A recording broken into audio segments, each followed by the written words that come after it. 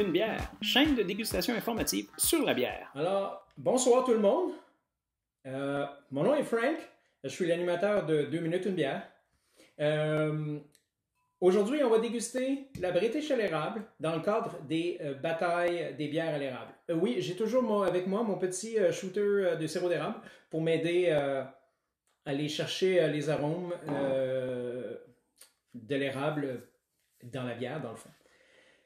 Ce soir, c'est, comme je mentionnais, c'est la British à l'érable. C'est une brune aux noix à l'érable. C'est la microbrasserie à l'affût. C'est une coopérative de travail. Ils sont situés à Saint-Tite et ils sont en opération depuis 2007. C'est une super microbrasserie.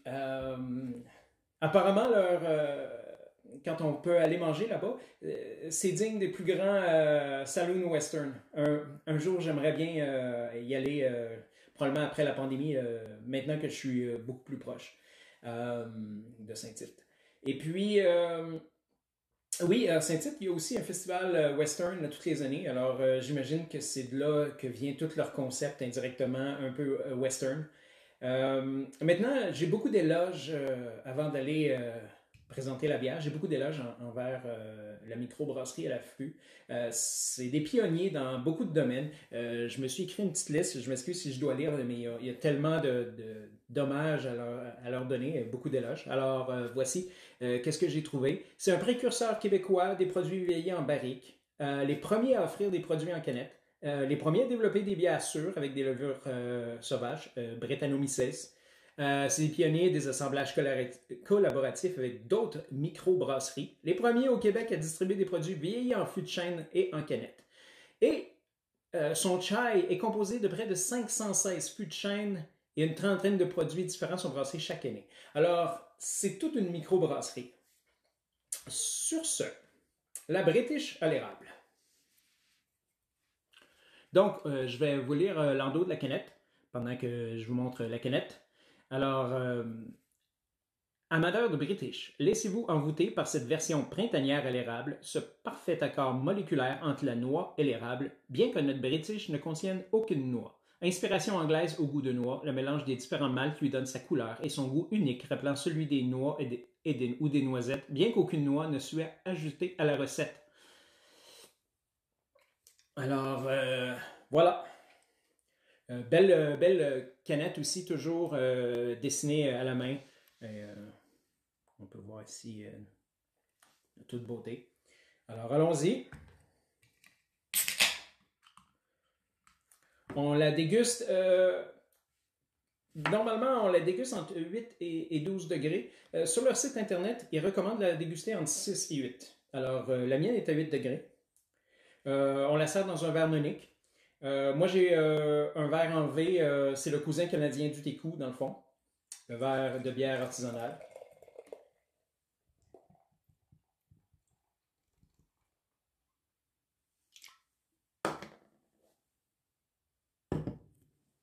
Donnez-moi une seconde écart, je m'excuse. Pour bien voir la couleur, pour bien présenter la couleur. Alors, une bière brune soutenue, avec beaucoup de bulles. Elle a énormément de bulles, je veux dire, la carbonation semble très bonne. Une belle mousse, ambrée, pâle.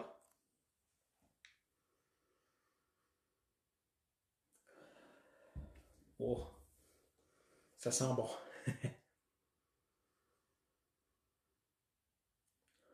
Les maltes sont bien présents. Les goûts de noix. Légèrement perceptible, un arôme d'érable. Juste vérifier. Dernière fois.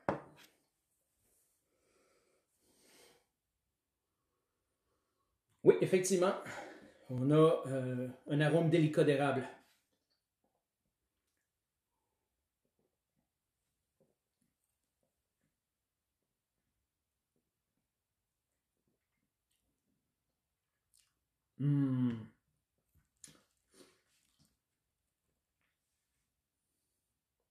Oui, oui. On a un arrière-goût dans le rétro-nasal du boisé, de l'érable qui ressort très bien. C'est une bière très délicate, complexe, beaucoup de goût. Il y a beaucoup de goût qui se mélange en bouche. Très, très peu amer. Sucré, mais c'est quand même une bière brune britannique, alors on s'attend que ça ne sera pas très, très, très amer. On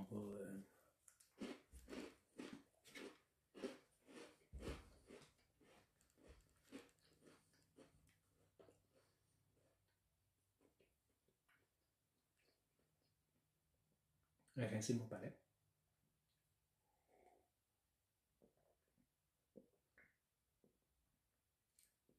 Elle est bien pétillante. On a un corps presque rond. Pas, ouais, c'est ça, un corps rond. Mi-fin à rond, même, je dirais. Alors,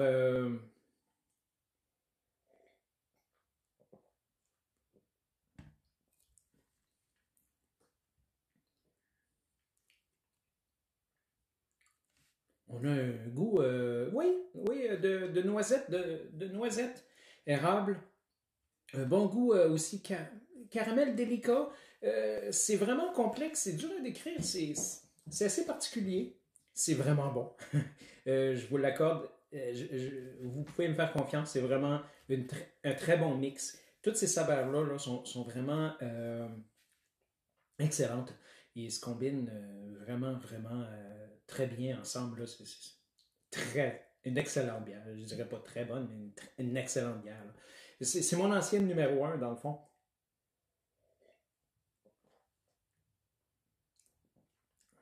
Mm. J'adore. Vraiment, vraiment une très bonne bière. Je vous la recommande fortement pour cette année. Alors, merci beaucoup d'être venu. On va regarder les commentaires avant d'aller plus loin. Alors, Patrick il nous dit l'érable sirop étant un sucre fermenticible, il se dissipe avec la levure. Donc, c'est très atténué et presque sèche. Très belle présentation. Effectivement, c'est ma raison pour le shooter du sirop d'érable. Je le mentionne souvent dans mes vidéos. C'est que effectivement, le goût du sirop d'érable tend à disparaître lors de la fermentation. J'en ai déjà brassé quelques batchs de bière à l'érable moi-même dans le passé. Alors, c'est pour ça que je suis toujours à l'affût, jeu de mots, vers les bières à l'érable toutes les années. Et voici. Puis, sur ce, samedi à 20h, excusez, j'étais un petit peu perdu, c'est la Maple Hearst de la microbrasserie Quaticook, la prochaine que nous allons déguster live. Alors merci, bonne soirée et bonne dégustation. Merci à l'affût, excellente bière, j'adore.